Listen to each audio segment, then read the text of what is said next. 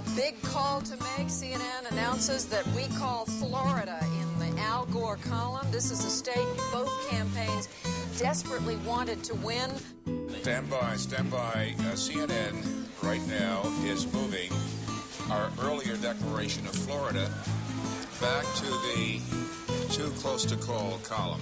The election in the year 2000 between George Bush and Al Gore had a margin of about 500 votes in the state of Florida.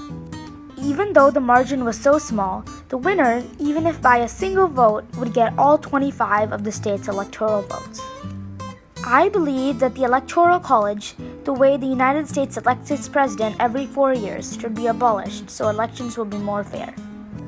I believe this because of the winner-takes-all system and because swing states have too much power.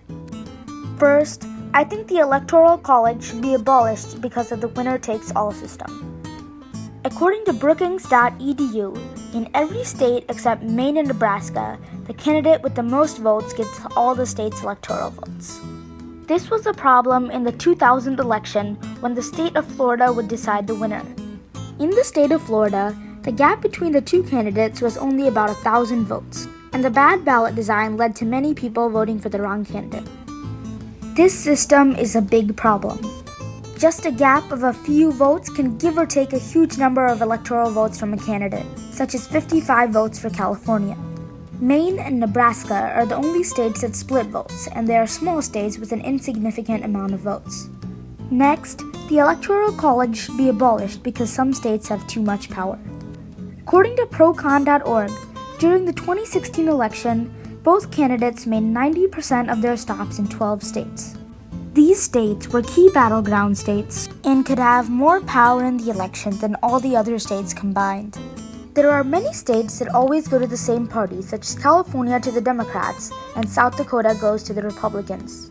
This gives swing states such as Pennsylvania and Ohio, who go back and forth between both parties every election, a lot of power, and they alone could decide the election. All of the other states are basically irrelevant and don't have much power. You can see this during a live election.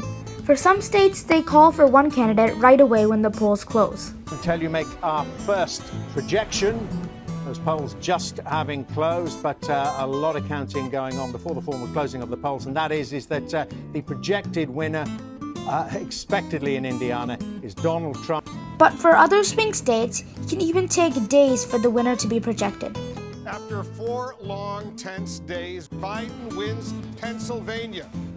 I believe the Electoral College should be abolished because, number one, the winner-takes-all system, and because swing states have too much power.